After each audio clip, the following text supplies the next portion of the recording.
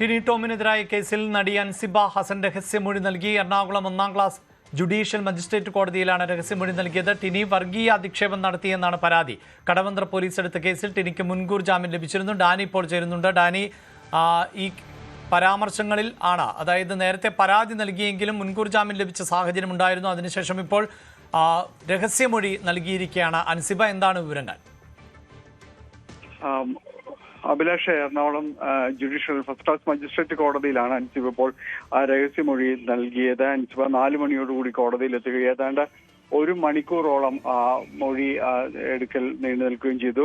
മജിസ്ട്രേറ്റിന് മുൻപാകെയാണ് രഹസ്യമൊഴി നൽകിയിരിക്കുന്നത്.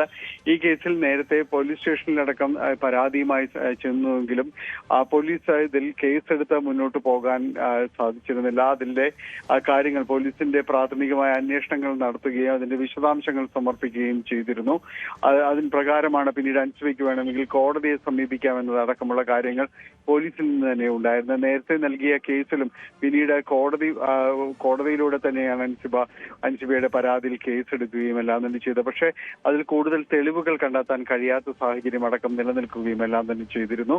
ഇപ്പോഴാണ് പുതിയ പരാതിയുമായിട്ട് അൻസിബ വരികയും ടിനി ടോം വർഗീയ പരാമർശം നടത്തി എന്ന നിലപാടിൽ തന്നെയാണ് അൻസിബ ഉറച്ചു നിൽക്കുന്നത്. നേരത്തെയും അവരത് ആവർത്തിക്കുകയും ചെയ്തിരുന്നു.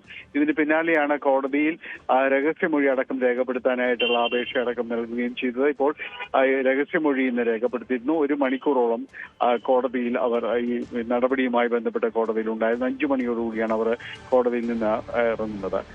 അഭിലാഷ്, പാർട്ടിയുടെ വിശദാംശങ്ങൾ ആണ് ഡാനിപ്പോൾ നൽകിയത്. കൂടുതൽ വാർത്തകൾക്ക് News 18 Keralam YouTube channel subscribe ചെയ്യുക.